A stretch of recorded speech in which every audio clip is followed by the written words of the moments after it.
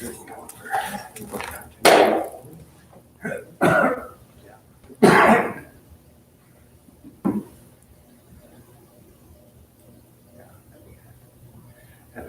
almost a crisis before we left. Our daughter's boyfriend cat got hit by a car.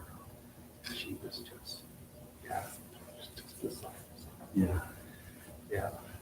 That's an anxiety trigger For sure. This cat's more. Yeah. But even the cat that we have now, we got him a few months after our other cat had died. But within like a few weeks, it became apparent that she really needed him more than we did. And so then, I think it was within a couple weeks, we're like, hey, Logan, why don't you just take Jim as your own cat right now? Yeah. It's remarkable how pets can kind of help soothe and calm and stuff like that. Yeah. Yeah. Yeah, indeed. We're lucky we have one of each. One of our beagle takes lots of attention. He's at my anxiety. Oh, yeah. Our border collie labs are there. She balances. They want to be taken care of, or they need to be taken care of. Exactly, yeah, we get Very both. season. That's exactly it. We often Did you have to, or tell him that he's lucky he did you have to?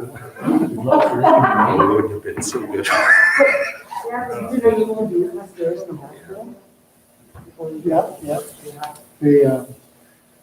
Yeah, no, it's actually pretty good. The key is exercise, your exercise. Yeah. So probably for the first year, like every day. You go on the treadmill, or do you do like the Jane Fonda? I have a little routine. A treadmill would actually not be good. Okay. When's yours? Supposed to be February. You're not even that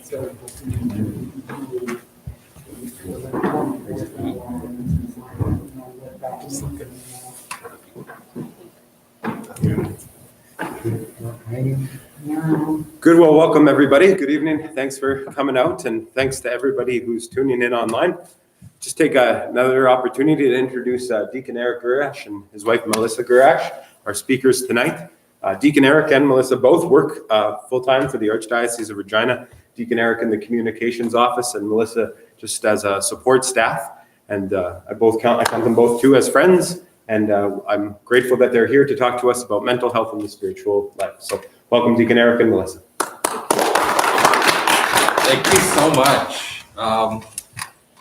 Very much an honor and a grace to be invited to come out and share the road we've navigated in mental health and integrating it with our spiritual lives and our faith lives here this evening, and to talk a little bit about the ministry that we've been involved in. So it's wonderful to have a great group of people here with us in person, so we have faces that we can talk to and connect with, and wonderful to have all of you joining us at home as well to share this Lenten retreat. I wanted to start with a prayer to a patron saint that's been one of our go-to intercessors for all issues of mental health, Saint Dymphna, and I'll talk a little bit more about her later this evening. But if you would join me in prayer here tonight as we begin, in the name of the Father, and of the Son, and of the Holy Spirit. Amen. Lord God, you who've graciously chosen Saint Dymphna to be the patroness of those afflicted with mental health challenges and nervous disorders, you've caused her to be an inspiration and a symbol of charity to the thousands who invoke her intercessions. Grant through the prayers of this pure and youthful martyr relief and consolation to all those who suffer from disturbances, and especially those families and individuals experiencing loneliness and isolation due to mental health challenges, including those who suffer themselves and those who care for them. Heavenly Father, we beg you to accept and grant the prayers of St. Dymphna on our behalf. Grant to those who have particularly recommended themselves to you. Grant them patience in their sufferings and resignation to your divine will. Fill them with hope. And if it is according to your divine plan, bestow upon them the cure that they so earnestly desire. We ask that you bless our time together, Spirit. Amen. Father Parker mentioned, Melissa and I have been blessed for many years to be able to work together in parish ministry for about 15 years, and now at the Archdiocesan offices. I work in communications. Melissa is my key administrative support for communications, so it's good that we get along and work well together. Both of us are spiritual directors. I was ordained into the permanent diaconate back in 2018, and we've been able to share ministry together as well after my ordination with our Emmaus support ministry that we'll talk about later this evening. And I want to thank you for inviting us to share this mission here with you this evening. In particular, more than just giving us a forum to share faith and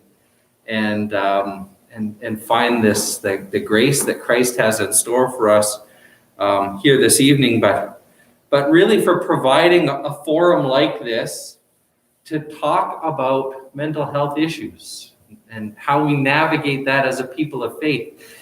As we go through together this evening, you hear us mention again and again how important it is for our faith communities to provide a response and provide spaces for us to have really important conversations like this. There's been a growing awareness over the last few years, I think especially during this time of pandemic, about the need to speak more openly about mental health challenges in our homes and in our communities. Also, the passing of Bill C-7 has brought to mind the great need for us, I think particularly as church communities, to offer a different kind of response to struggles like those found with mental health challenges than what we're finding is a response in our secular culture. We'll talk a little bit more about that this evening too. So important that our parish communities become places where we can have these conversations, where these issues are spoken about more regularly and more openly, and that our churches, our parish communities can become places where people know that they can come to find accompaniment and to find a place that will accommodate their needs together. And so as we go through this evening, Melissa and I will be sharing a little bit of our family's story and our particular challenges with mental illness in our home. We'll reflect together on the ways that our faith has helped us navigate those particular challenges that have been part of our story, explicitly through prayer and through scripture and spiritual guidance, but also implicitly, just through the worldview, the way that our faith invites us to look at the world around us, to think about the place of the human person within God's creation, and about human relationships, how that's really provided solid guidance for us as we've cared for our daughter in particular in our home. And then we'll finish off by sharing a bit of our Emmaus Family Support Ministry that we've been putting together since my ordination in 2018, and the ways that individuals like yourselves, so that parishes can play a larger role perhaps in mental health supports in our communities. And that. So that's kind of the outline in that for our time here together. And throughout our time here, if there's questions, if there's comments, we should have time near the end to take questions from those present and stuff as well. Melissa and I are always available, and I'll be sharing our contact information at the end of the evening too. And so we jump right in with our story and how we ended up in this ministry of mental health care in our diocese and in our church, because I'll tell you right off the bat, Melissa and I are not mental health care professionals. We are in the ministry that we're in because we've navigated this road ourselves. And as we go through this evening, we'll see how valuable those experiences can be for others. I often start out by telling people how really sneaky and insidious mental illness was in our family, in our home. I often will describe it like a pot that just slowly got turned up over the years. So you never really realized how hot things were getting until it was too late. It wouldn't be until she was 18 years old that our daughter was diagnosed officially with what's known as borderline personality disorder, or BPD as we'll refer to it. It's a mental health disorder that impacts the way that individuals think and feel about themselves and about others. In particular, it can be defined by real issues of trust and a lack of trust in the individuals in their lives. It can make functioning in everyday life very difficult. Often begins manifesting in mid-teen years. It's characterized by extreme emotional expression and the feeling of very extreme emotions. We'll talk a little bit about that here too. It involves self-image issues, oftentimes some delusional thinking and recall of events, which played a role in our home. A difficulty managing emotions and behavior, impulsive behavior, severe anxiety and depression, and really a pattern of unstable relationships as a result of all that this illness carries with it. From her youngest years, she was always a bit more in our home. Everything was a bit more with our daughter, more energy, more emotion. She always felt her feelings really strongly. I often felt bad for her because she's very much an extroverted personality, and the rest of our household, my wife, myself, and our son, we're all real introverts. And so I could always imagine the difficulty of the need to express herself so externally, the challenge that created for her. In our home. But all of her feelings, happiness, sadness, anger, all of it slowly escalated more and more over time. She exploded with creativity. Remember when she was a kid, she would draw on anything. We'd have reams and reams of paper for her to draw on, and very creative. And when she ran out of paper to draw on, she would find grocery receipts or anything else around that was free to draw on. It was another thing that became hard to define when exactly it moved from just excessively creative to more frantic as kind of a self-therapy way of dealing with the way that her world was being perceived kind of internally. She made friends everywhere she went, and she still does. She makes friends very quickly. But oftentimes her friendships don't last very long. So very quick, intense friendships that will often fall apart very quickly as well. In her younger years, we'd be told at parent-teacher interviews what a joy she was to have in the classroom. But we would experience the explosion of tears and anger and anxiety that she had kept bottled up all day at school as she was trying to self-regulate.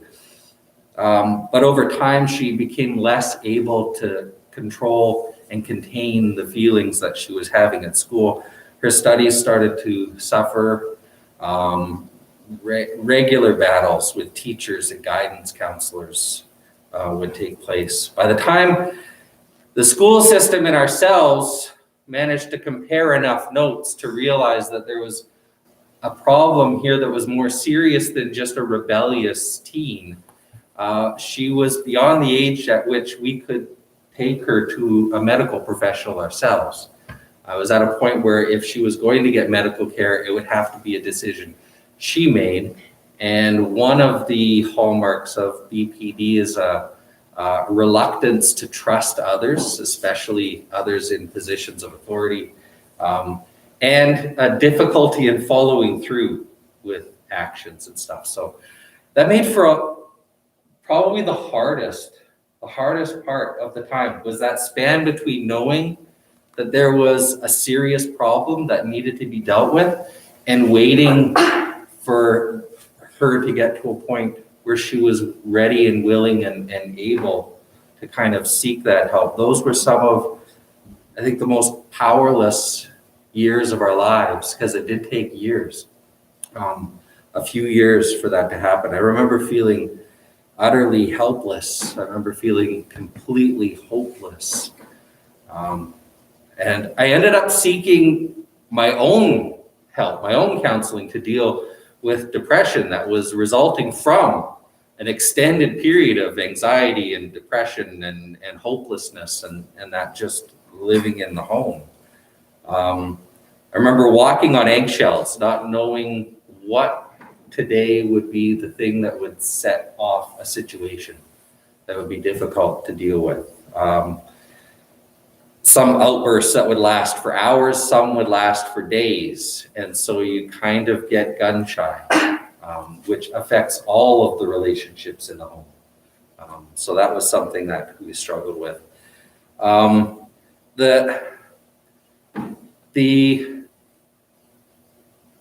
do I want to say this? The struggle that she had with recalling past events and the real assertiveness at what she felt the way she was viewing reality and viewing conversations and relationships. She would assert things so firmly and so strongly that we regularly started to question our own understanding of reality.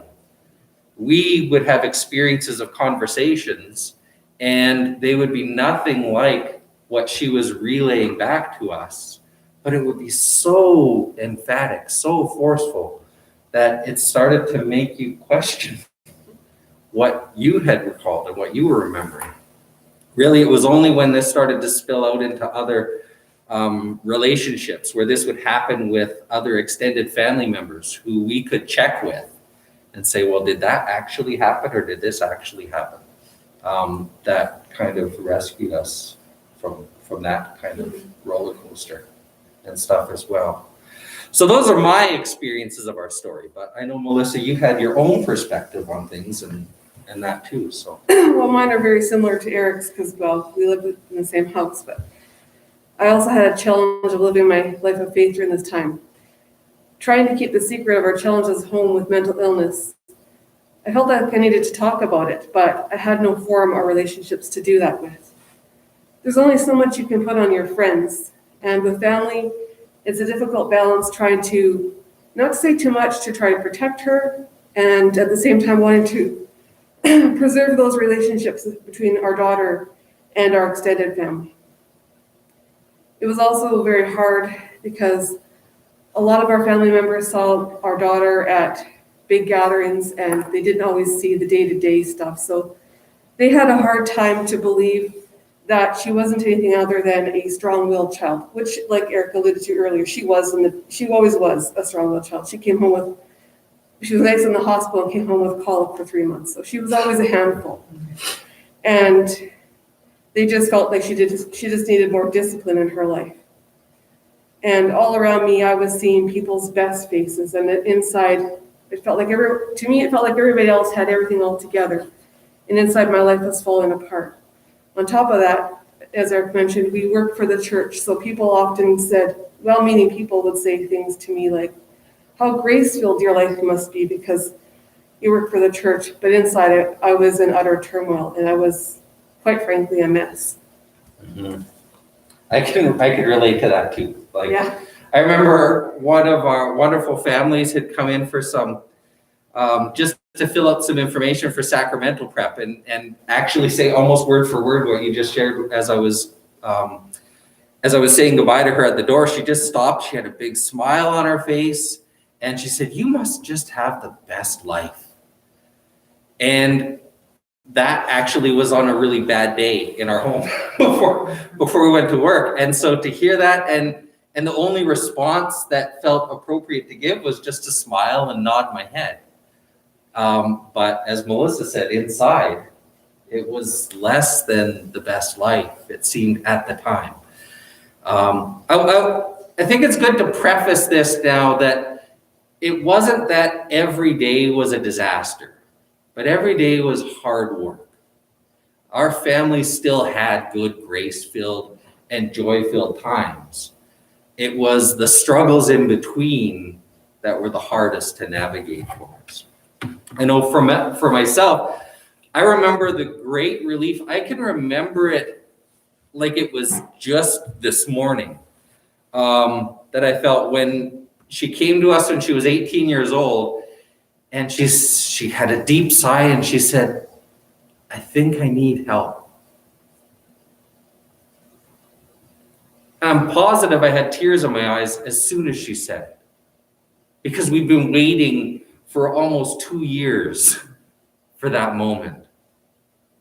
She was finally willing to see a family doctor.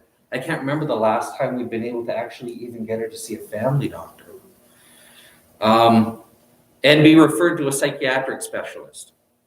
I remember holding her in my arms in the car after her visit. And after he had shared kind of an initial diagnosis, and we just held each other and just cried. We just cried because just the relief, the weight that came off of us, knowing that there was a thing, and it was a thing that we could perhaps do something about. If it wasn't something we could cure, as many mental health issues don't have cures per se, it was something that perhaps we could learn to manage. And so there was some hope there in our lives. It was just the beginning of this road to recovery, and it's a road that we're still on. It's something that we get reminded of regularly, all of us. So it's my wife, myself, our daughter, our other family members, that this is something that is going to be with us for the rest of our lives. It's a cross that we will all carry. It's certainly not the cross we would have chosen. And yet it has been a source of grace, as the cross is in our faith. And that's, I think, one of those worldview components that I talked about at the beginning. Our faith was able to help us to see that this could be a source of grace for all of us. And we've encountered that. I can say that with all confidence, we've encountered that grace in our lives. We still suffered from the difficulties of managing her illness. The challenge of building really essential trust relationships, I think, was the hardest because of the struggle and chaos that we had lived with all of us together beforehand. One of the things that she really requires is a few very close relationships with people she can trust, so that she can check with somebody else about how she's perceiving the world. So we needed to establish a relationship where she could say, "Look, somebody at work has said this to me, and this is how I want to reply." And she could check that with us to see if that would be a good reply or not. And it's taken a while to get to that point. It's taken a little while. Yeah, but it's been one of the healthiest parts about our relationships, I think, there too.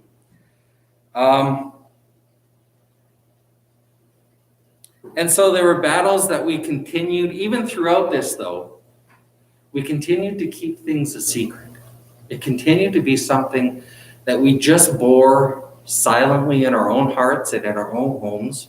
We put an awful lot of energy into making sure that nobody knew the struggles and the challenges that we were having. It was wearing us down.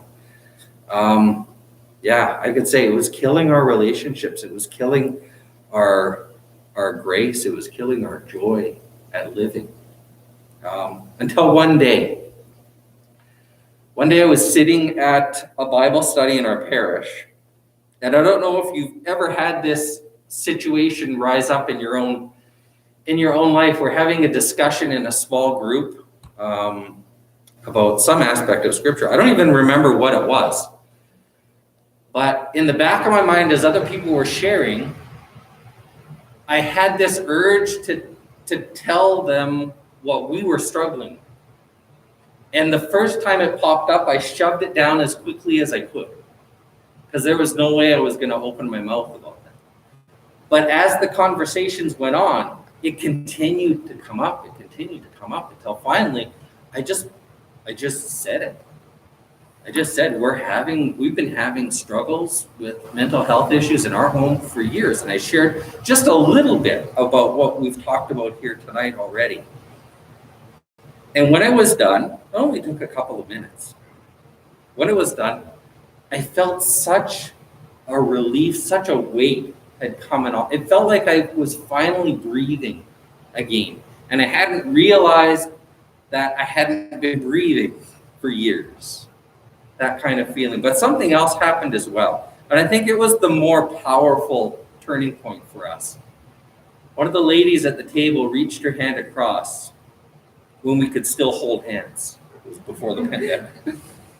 Reached her hand across. She had tears in her eyes. And she said, "Thank you so much for sharing that. We've been having the same kind of struggle in our family for 10 years. And I never thought I could tell anybody." And I think that lies at the core of our approach to this particular ministry, providing spaces where people can open up and share their brokenness, share their wounds, share the burdens that they're carrying, because that at its heart is what's causing so much pain in our communities and in our lives, carrying these secrets. And that's when we recognized it was our silence that had been killing us even more than trying to deal with this challenge of mental health issues in our home. And that experience was repeated over and over and over again. The more, I remember telling Melissa what I had just done, much to her scandal and mine. But the next time an opportunity came up, it was a little bit easier. And the same thing happened. Somebody else who heard that little bit of openness about our pain and our struggle came forward and said, "Thank you so much. I've been experiencing the same thing."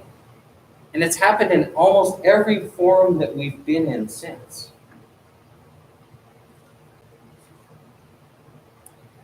Now, the unfortunate thing is that our family story is not unique to us.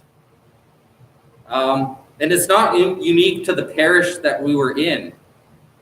I think we don't often realize that the most recent statistics that are out there suggest that 1 in 5 families in our faith communities, 1 out of every 5 families in this faith community are struggling with some kind of mental health challenge.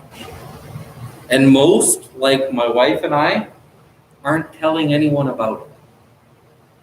They're struggling to keep the very worst of what they're living a secret.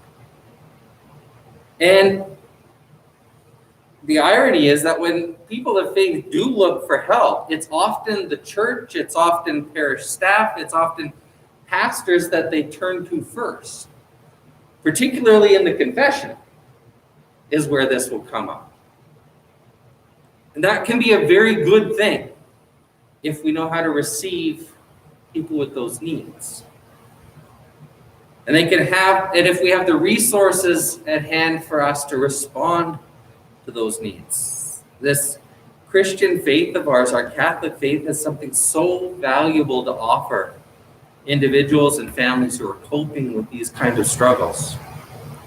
Our faith has a rich tradition of the kind of accompaniment that's needed. Jesus provided the model this care, this compassion, this willingness to be with and to walk with people who are suffering. Couple of particular stories that come in mind: his healing of the demoniac at Gesserine. The Greek man who was held bound outside of the community because he was possessed by a demon that made him scream and yell at passersby. Jesus bridges the gap. He steps into the place no one else wanted to step into. And he reaches out and touches and transforms this man's life, bringing him back into communion with his community. There's another story in our scriptures in the Gospel of Mark where a man brings his son who is throwing himself into fire and gripped by seizures, and themselves ostracized and disconnected from their community. And Jesus again steps into that situation with courage and with grace to bring healing and transformation to that family. Our scriptures are filled with these kinds of healings, with raisings from the dead, with Jesus mourning with his friends Mary and Martha at their brother and his good friend's death. Jesus doesn't shirk from those uncomfortable and awkward situations in our scriptures. Jesus sending the disciples out to do the same kinds of things in his name is an example of the commission that all of us share, to go into the world and be present with and present for each other precisely in our pain. We're rich with this mission of care and this mission of companioning those who are ill and those who are suffering. We hear Pope Francis preaching repeatedly over these every year of his papacy about the need for us to go out to the fringes, go out to those who are on the outside and reconnect with them and rebuild and restore life. And this is exactly where our family found ourselves, even as we appeared to be on the inside. We were living effectively on the fringes. And that connection to a compassionate community, that could provide people with a place where they can be their authentic and suffering selves. And that's our challenge as Christians, to provide places where we don't expect everybody or require people to always have their best face put forward. Places where when somebody asks you how your day is going, if it's going really bad, you can just tell somebody. And that can be so important for us and just even in our own self-care to help and heal ourselves. We have this ingrained tradition, this call to be present with and for each other. And especially in those moments where we can't fix things. I was speaking at another retreat just a few weeks ago where it was all revolving around recognizing those moments that we've been called to be present in a situation where we can't do anything about it. And realizing that those are indeed the most grace-filled times, because now I can't get in the way of Christ's grace by trying to do something, to fix something. I can just be present and allow another to be present with me and allow the healing grace of Christ to work within that. We're going to share a little bit about our own personal encounters with how our faith has helped to form and inform and support our own healing and care here tonight as well. So I invite Melissa to share a little bit of that too. It's such a struggle, the world we live in. It's very much a throwaway culture. Everything seems to be disposable. If the toaster breaks, it's tossed out. You don't take it for repair. And it's the same with people too, especially those with mental health challenges. They seem very disposable in this world, especially with Eric said, with Bill C7. Often, for me, reaching out for help resulted just in offers to remove our daughter from the home, just to toss her aside. We are told by well-meaning family and friends that we did not have to subject ourselves to her behavior. We're counseled to give up on her. Knowing what we know now about BPD, that would have been the worst thing we could have done. It would have confirmed everything everything her illness was telling her about the world, about us, that we didn't love her, that she couldn't trust us, that she couldn't trust anyone. None of this was sitting well with me. I couldn't toss her out. And it did cross our minds a lot. It was hard. But every fiber of my being balked at doing that. And between the two of us, we managed to get through that. No matter where we turned, whether it was to professionals or family, they all had our same quick fix. I say quick fix. That we were just to make her leave our house. That we deserved to live in peace. We deserved to have a peaceful home. But yet, this contradicted what I was seeing in the Gospels. Jesus wasn't discarding people, especially people in need. He reached out, he touched, he healed, he cared for, and suffered with. Even in Pope Francis, in his letter, Amoris Laetitia, the joy of love, he emphasized multiple times, regardless of our children's challenges, parents should never give up on their children. We did know this about our faith. And that's probably why we felt that way. We felt this truth in our hearts. It didn't make it less difficult, and it didn't change overnight. Still, there were several things about my faith and having access to a parish community that did help and continue to help today. Things are still a challenge, but they're better. When things were at their worst, I found myself really confronting God. I was angry. I felt abandoned. How could this be? It was so unfair. But over time, I began to realize that even in my anger at God, at the whole situation, that I was in prayer with God about the situation. Eric had just completed the spiritual direction formation, and I could see a change in him. He was finding some help with his own spiritual director. Then I decided that I should turn to spiritual direction myself. I found a woman in my parish who was a spiritual director, someone that I knew and trusted. And I just asked her if I could sit and chat with her. And she became my director for many years. And by visiting with her, I started to see, even when times were tough, I could see the ways that Jesus was present in my life, ways that I hadn't noticed before. All the little ways he had been active. And that even though times were hard and that we had this challenge, he actually had not left me alone. He was there through it all. He was with me through it all, sad when I was sad, angry when I was angry. He was there. She gave me a place to share my tears, my anger, and my confusion at my situation. I could say anything to her, and it was a place where I could just talk about everything that was going on at home. And she was a really good listening ear. Another place, actually a surprising place that I found where I could share was in the confessional, when I went to confession. Here again, I could share my anger, my unhealthy and unhelpful ways of handling the situation, because it was hard, really hard. A lot of unhealthy and unhelpful ways that we dealt with our situation.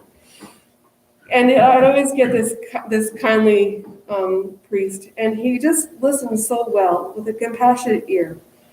And he gave me what I needed during that time, was the healing of grace that I needed so badly in my life. Melissa was talking about spiritual direction.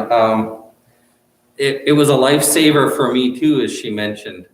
I think it was a ministry that I was called to, that I felt, I approached it first from a practical standpoint as someone working in a parish. This would really help me out. I realized really quickly it was a ministry that I needed someone to minister to me. It was one of those first forums where I could share a little bit of the pain and the distress and the frustration, all that despair that we were carrying on a daily basis. It's impossible to underestimate the power and the grace in a single listening ear. Someone who will just receive your pain and receive your suffering and express and carry compassion in that context of faith. I'm also very blessed to have a spiritual director who isn't afraid to challenge my self-centeredness. And this was really frustrating initially. Oftentimes I would share the struggles and the outbursts, the unfairness at my daughter's behavior. And she would say back to me, how awful that must be for her. That was hard at first, because what I wanted was to hear how awful that must be for you. But what she was doing at the time is instilling in me a much needed empathy that I was losing in the midst of the pain that I was feeling.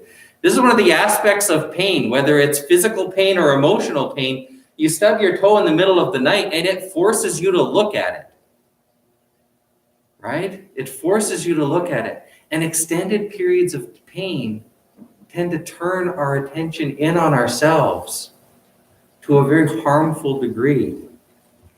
So she helped me to discover that essential empathy that our relationship with our daughter needed in order to be healthy and in order to move towards health. She gave me this sacred space where I could speak out my anger, as we mentioned before, my frustration, my confusion, and encounter grace in my life.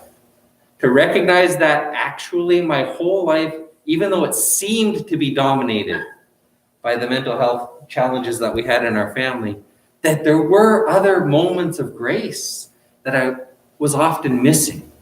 To have another person look in at your life and be able to point out the signposts of grace that your pain and your frustration and your anger are blinding you to can also be a valuable tool. It's one of the things I love about our faith, is having access to those kinds of conversations. Most importantly, because she recognized that spiritual direction couldn't do everything, that it couldn't and it shouldn't ever replace professional counseling.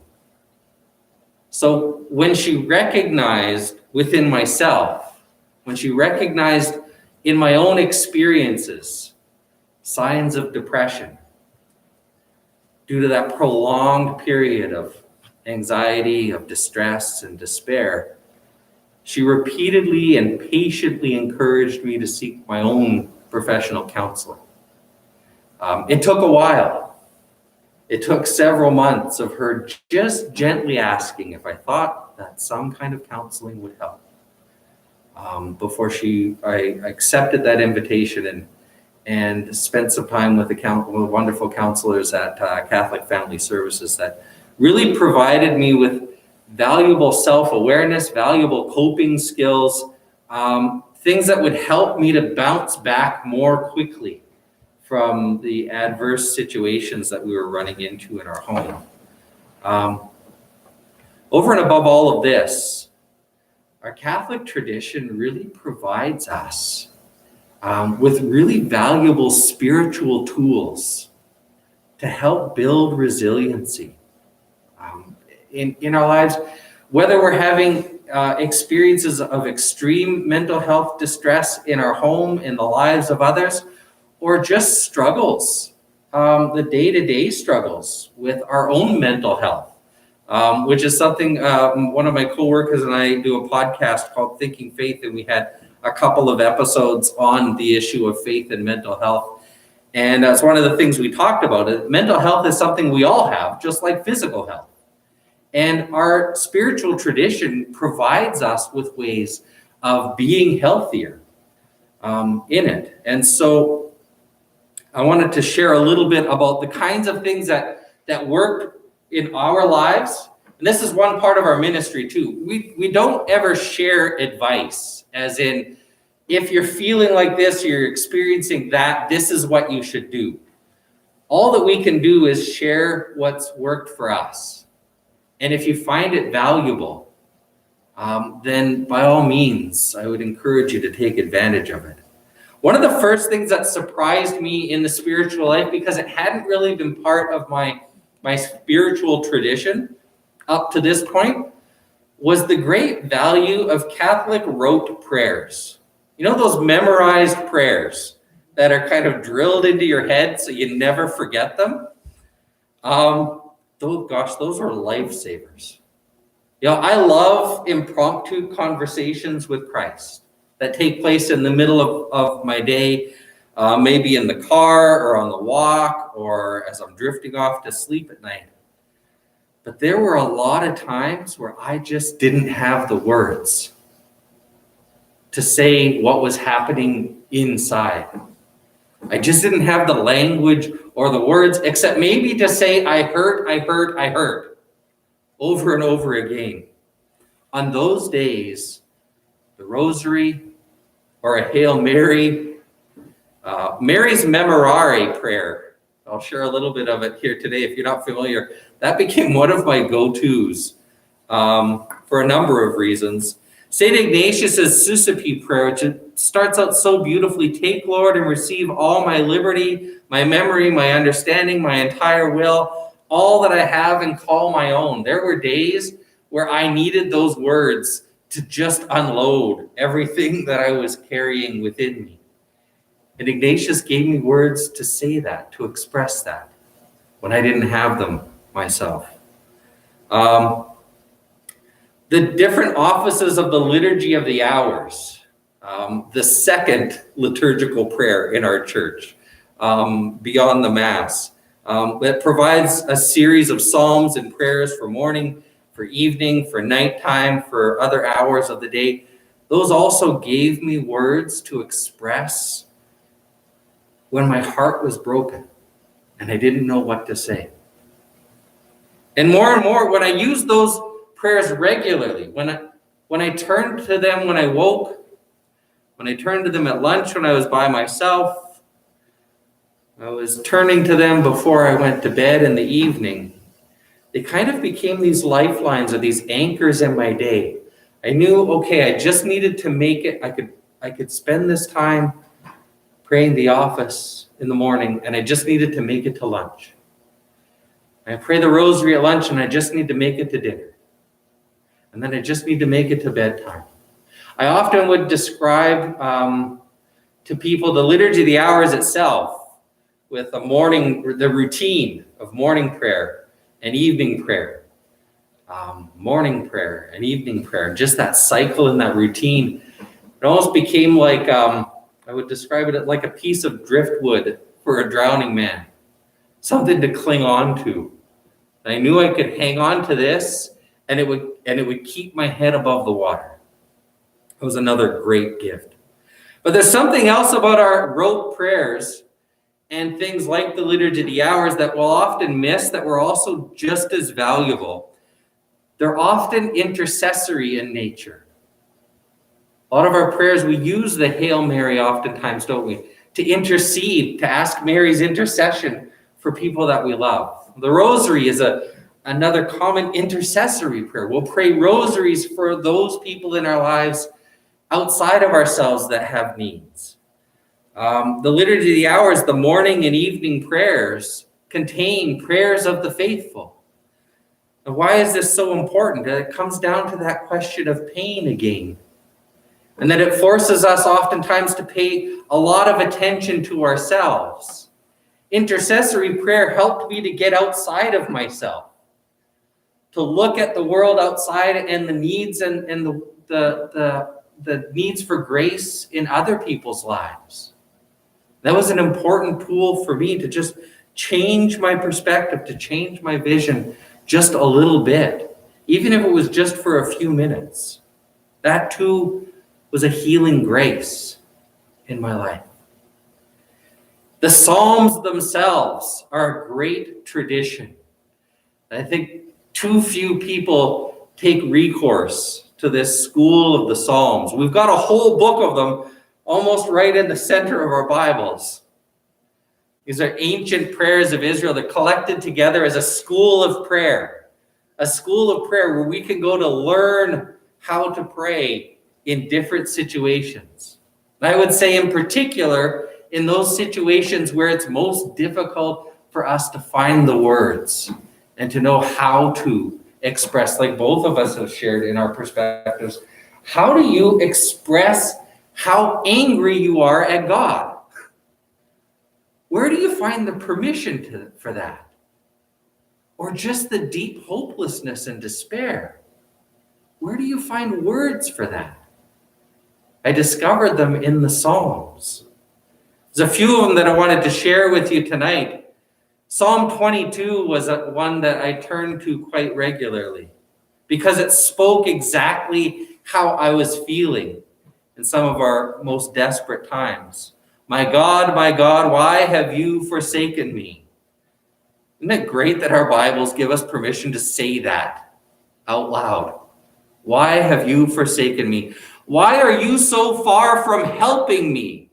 From the words of my groaning, oh my God, I cry by day, but you do not answer. And by night I find no rest. My goodness. Do I remember the nights of no rest? The nights of tossing and turning. And here were words to express that deeply and profoundly. Psalm 22 was another one, Psalm 42. As a deer longs for flowing streams, so my soul longs for you, O God. My soul thirsts for God, for the living God. When shall I come and behold the face of you, God? My tears have been my food day and night. Here is a soul who feels that they've been lost and abandoned by their God. Nothing but tears, day and night. The beautiful thing about Psalm 42 is it has this lovely refrain that keeps repeating itself after these expressions of grief and longing for God. And I will hope in God. I will praise him still, my Savior and my God. That refrain became for me another anchor in that experience. Yes, I'm feeling, and it's okay to feel isolated and alone and abandoned. But I will hope in my God. I will praise him still, my Savior and my God. Some days those were consoling words that I needed. Other days it would be Psalm 6. I'm weary with my moaning. Every night I flood my bed with tears. I drench my couch with weeping. My eyes waste away because of my grief.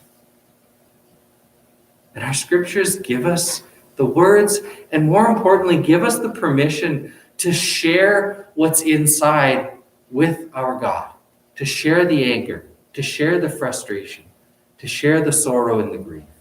They give us the words to speak when we're at our wits' end.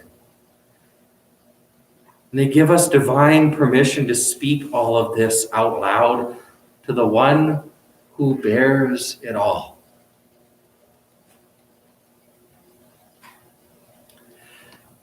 At one point in the spiritual exercises, St. Ignatius of Loyola invites the retreatants to imagine an army of saints and angels interceding on your behalf. This was an image out of the exercises that really spoke to that need. That need to recognize that I'm not alone, that none of us are alone in our struggles. In our home, we have a room in our house, and there's other spaces in our home as well. But we have one room in our house where we've collected kind of our intercessory saints over the years. There's probably about a half dozen or so icons and pictures of them and stuff. They remind us daily of this army of saints and angels that are interceding for us, who desire our healing even more than we do. One of those we opened up with prayer here this evening was St. Dymphna. Her intercessions we asked for at the start of this evening, and she's interceded for us and for our family throughout our experience of mental health challenges in our home. She was a young girl in about the 7th century. After her mother died, her father was struck deeply with grief and experienced serious mental health challenges to the point where he was convinced that Dymphna looked so much like his wife that he had to marry her. And when she rejected this, he had her head cut off. And that wasn't the end of the story. Very quickly, she began to become known as the Lily of Ireland. A church was built in her honor, and soon pilgrims started coming from all over and experiencing healing and relief in their mental health challenges. They expanded the sanctuary, and eventually it overflowed again with more people coming. Eventually it overflowed into the town and created this tradition in her hometown of the other residents in the community offering and extending care and accompaniment for those who have mental illness issues and mental health challenges. Another saint who is on our wall is Saint Therese Lisieux. We often recall her little way and the wisdom of the small acts of love that define her spirituality. Not many are familiar with her life, especially as a child, which often seemed to be a life of rather severe anxiety in her own life.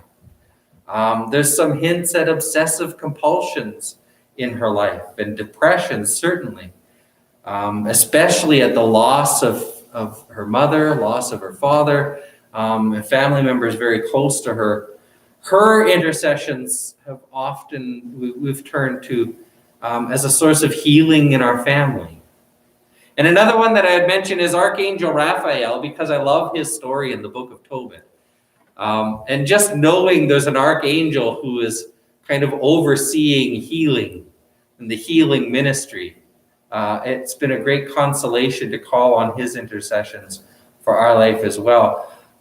But these provide us tools as Catholics for coping, for building resiliency in our lives, recognizing that there are places for us to turn, especially for healing those emotional and spiritual wounds that we can experience with whether we're experiencing our own mental health challenges and crises, or whether we're caregivers, as my wife and I are, for our daughter. I'd be remiss to mention not to mention adoration as well. That place where we can come to spend time in the presence of the great healer, the great consoler of our souls, Jesus Christ.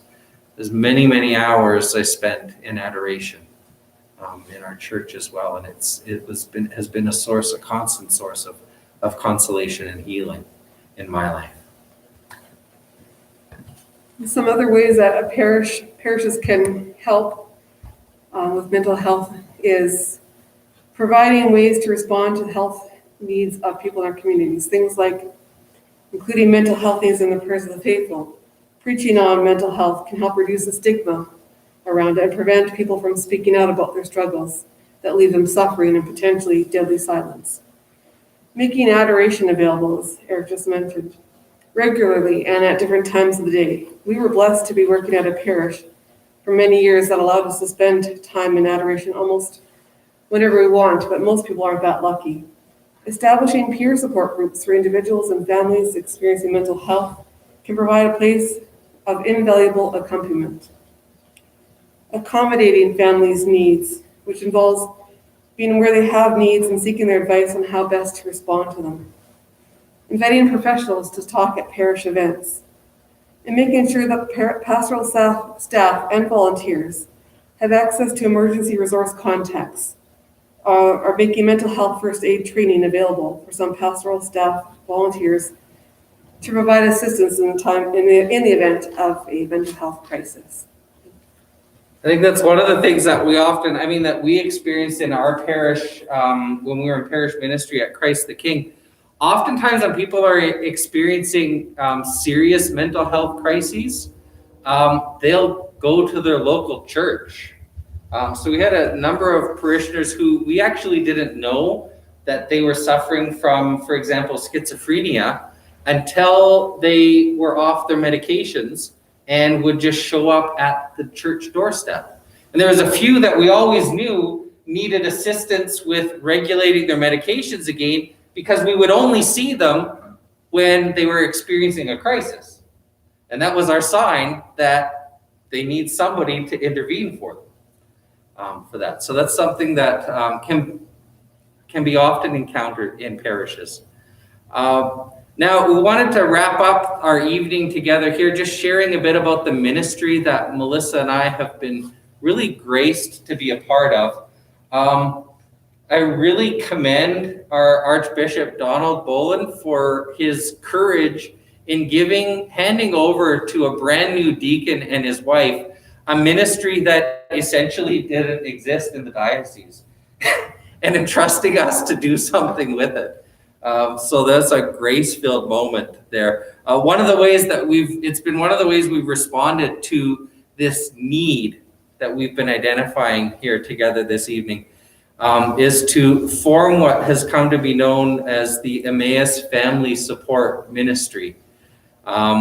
It's a small group right now, although it seems to be growing over the last couple of months with us.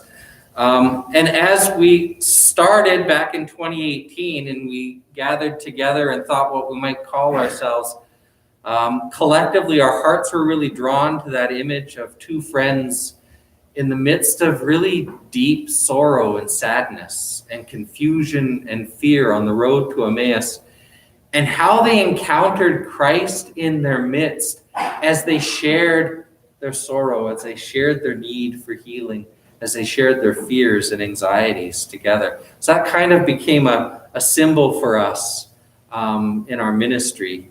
It's explicitly a peer-led ministry.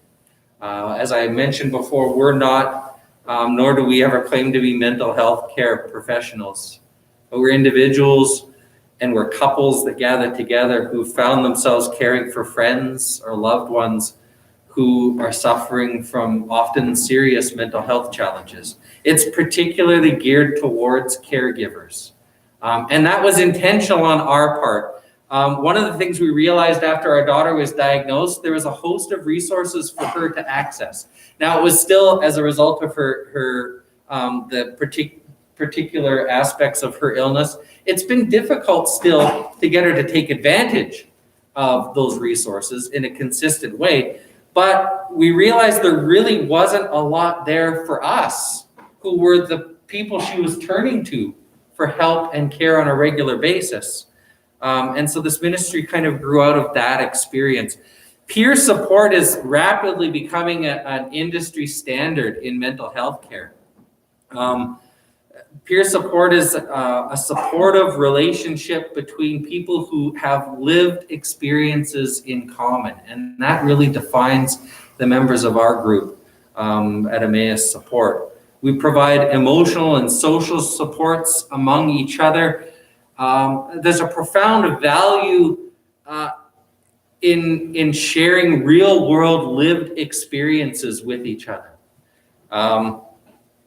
As part of an overall mental health care plan. And so it's not, peer support isn't a primary healthcare service or healthcare solution, but it's one of the support pieces that can be very, very helpful in building, as we talked about, resiliency, building that ability to bounce back more quickly from serious mental health care experiences. And that as well. It also builds off of our Catholic tradition, as we've been talking about here tonight, of companionship, of accompanying each other, especially as we've seen expressed by Pope Francis over these last few years. We don't, as I mentioned, we don't offer advice to each other. That's part of our social contract amongst group members, is that we don't give each other advice. We simply share what our experiences have been in similar circumstances for that. We provide, I think most importantly, a confidential place to listen without judgment. In this context that's explicitly Catholic. So we pray together at the beginning of all of our gatherings. We take turns leading prayer in our groups. And it's actually been a really good exercise for many of us to actually think about, how would I pray pray for others and with others around these issues. We'll often talk about things like we talked about tonight, the different aspects of our faith that help us to be and experience more resiliency in our particular family situations. And we also end our evenings together collecting each other's prayer intentions for the coming weeks. So we commit to praying for each other for specific needs over the weeks between our gatherings. Our monthly gatherings also include a time for sharing different resources that we may have encountered that have helped us navigate particular situations. Particular to mental illness caregivers.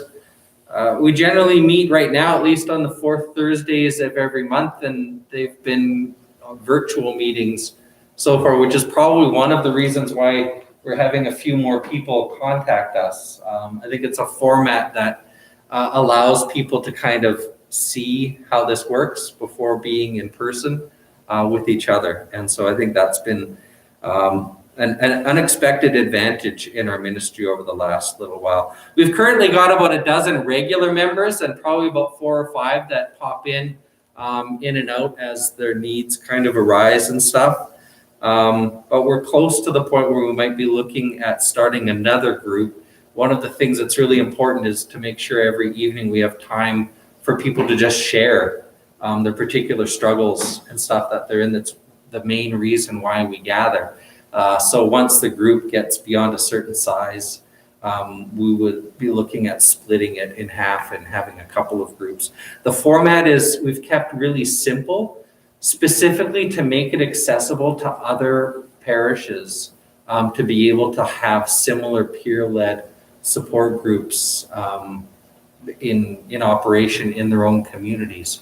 And so that's been our hope as we've been growing this, is that we would test out a format until it got to a point where we felt that this was be really quite easy to establish in other communities and stuff as well.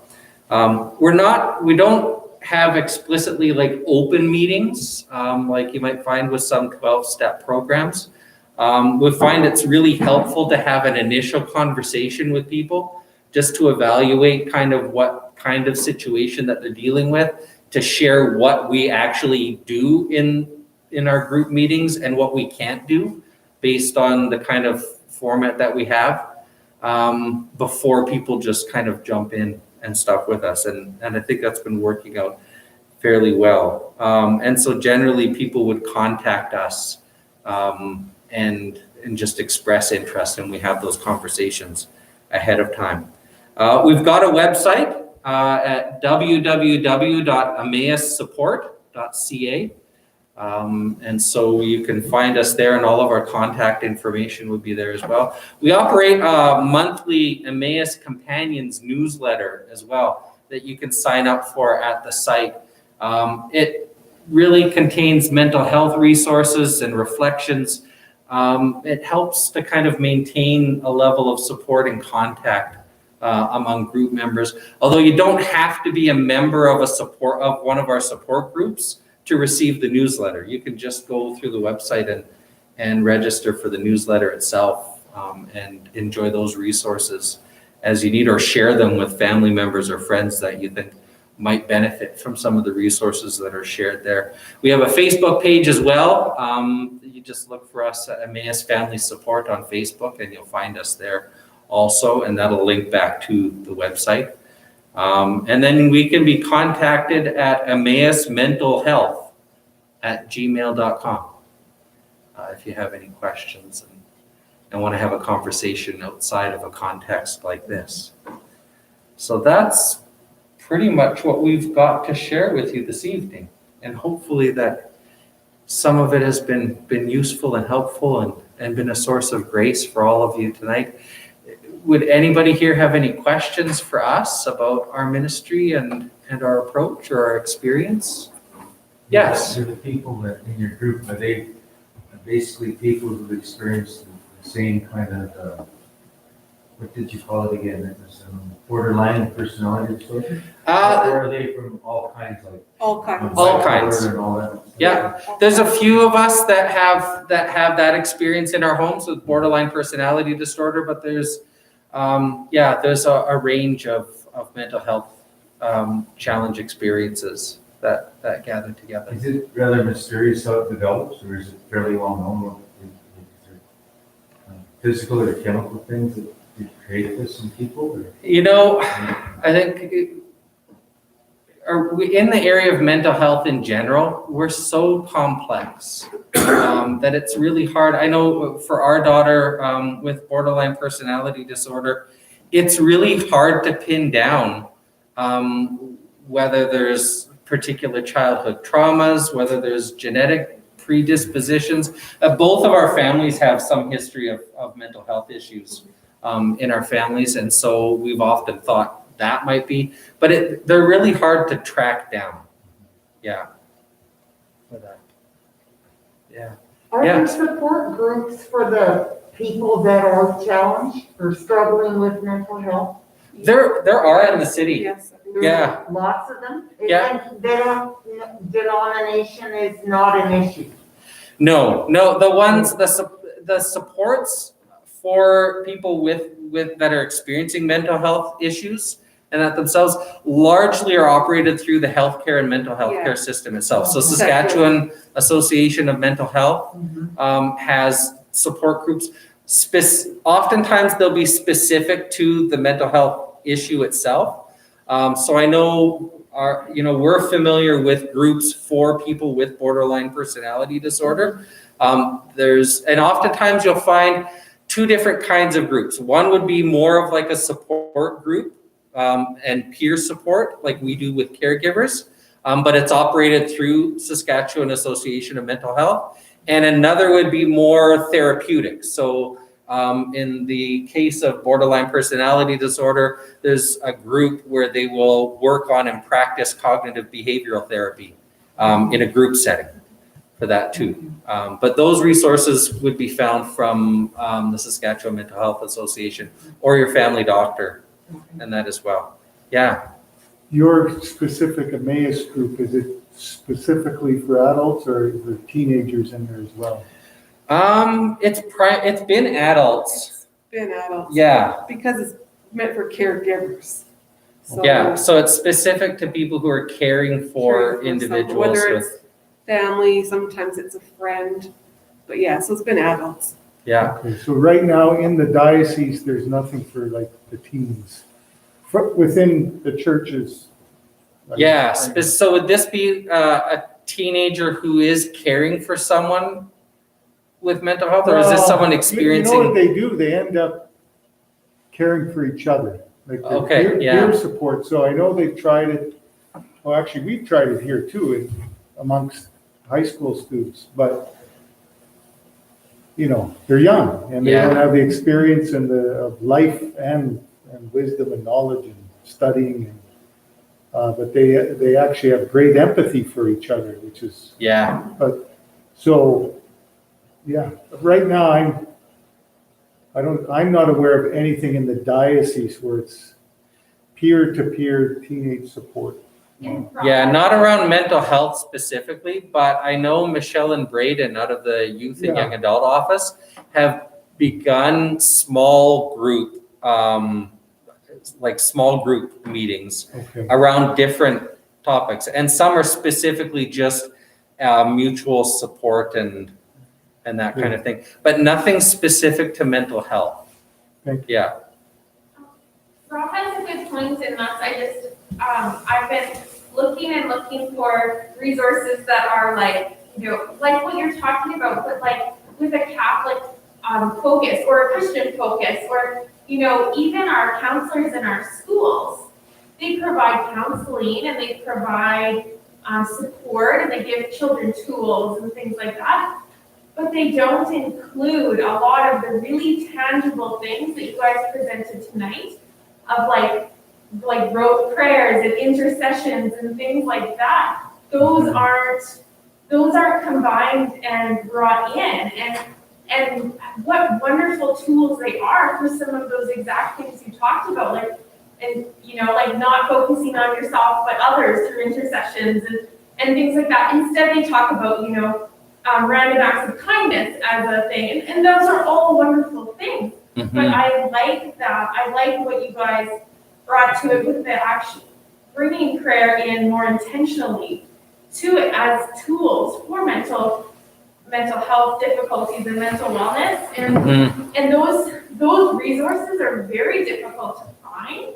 And I've been only looking, not mom, but because I kind of made this like Lent focus, it was like last minute thing where I said to Father, I want to do like a mental wellness focus for Lent for our parish. And Oh, God so bless you guys we're for doing it. But when I even like contacted the person from our school division who's in charge of all of like the Catholic resources and things, she's like, no, I don't think anything like that exists. And I'm like, what? Yeah, sadly, it's true. There aren't a lot of specific Catholic resources. There have been some. Yeah, there have been some Christian organizations that have partnered with Catholic dioceses and stuff to create some support. So actually, in Canada, there's an organization called Hope Made Strong that operates back east, and the woman who founded it is, I believe, a clinical counselor, but works. The resources are specifically Christian based, and there is an education program that they offer online, and I believe it's free. And they're partnered with the Diocese of Vancouver and stuff as well. And I know that's one of the things that I'm looking into to see what exactly that program kind of entails itself. But the resources right now from both Christian and Catholic contexts are pretty slim. Even though, like you said, there's a richness of tradition and tools there, we don't have a lot of people that are making those connections. And so that's one of the things that Melissa and I have been doing over the last couple of years is collecting resources that have been of value to us and other people in our group to be able to, with an eye towards putting something together that we can have I access think to. historically, like in Regina Catholic schools, they've had the lay chaplain. Their role would probably do what you're doing. for Some the of that adults. spiritual counseling Yeah. and stuff as well, right? And then, like at Notre Dame, throughout the decades, we've relied on our priest chaplain. Mm-hmm. But like the counselors in the school, they're mainly either career guidance or social psych. But you're Yeah. right, the social psych doesn't necessarily cross over and include the spiritual, especially from a Catholic. Well, and I think what we found too, and this is part of why we included it in our mission presentation here this evening, is so when especially from my experience, when I went to Catholic Family Services, it wasn't specifically Catholic tools and resources that I was given. It was professional counseling and therapy to deal with situational depression, which is exactly what I needed for that. But coupled, I found it was very valuable to have that combined with spiritual direction, with having that spiritual component bring in. The two do work well together. For myself as a spiritual director, I've often encountered incidents where I've made the same recommendation for people that I've been journeying with. We continue our spiritual direction relationship, which helps, build that appreciation of God's activity within the situation we're in, but also combined with professional counseling and therapy. Yeah, like wouldn't stuff it as be well. beautiful to have mental health professionals that were also spiritual leaders? Yeah. So that the individual doesn't have to make that leap themselves, the connection, so that, Yeah. I think our Catholic schools would be the perfect place for that. To combine some of that happen, stuff. right? Yeah. We're free to voice our religion, not that we aren't free to voice our religion anywhere else, but it's welcome, it's part, it's supposed to be ingrained, right? Yeah. So, yeah, it was that was pretty eye-opening to me. But I'm so glad that we got this on YouTube because I was like, I wish I had a book. I should be taking notes. Rewatch it. So that's wonderful. I'm part of a Facebook group. It's called Anxious Parents for Children with Anxiety or something like that. And I'm an occupational therapist, so I was kind of brought in by a person to help like post resources in the group and things like that, which is great. But if it's okay with you guys, I'd love to share the link to that. Oh, group, definitely. because I think there's lots of really good strategies and tools, and maybe would be some similar stories and people that would like to hear this. So I would love to share this link to that group. Yeah, by all means. I think our ministry is all about breaking the silence, right? And starting these really invaluable conversations that can save lives, right? Yeah. Excellent. Anybody else? This is great. This is one of the graces that we continue to encounter in our ministry. When you start to talk and open up the conversations, it turns out we all have a lot more in common than we thought. Yeah. Thank you. So I want to thank you guys so much for inviting us, for giving a forum like this.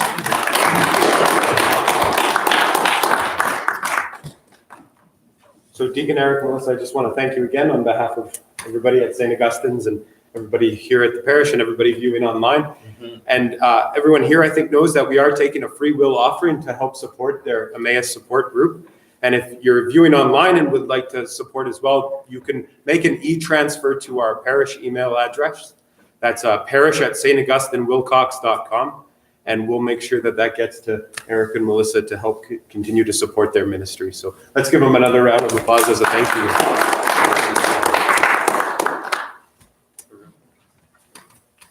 I hope you enjoy the rest of your evenings.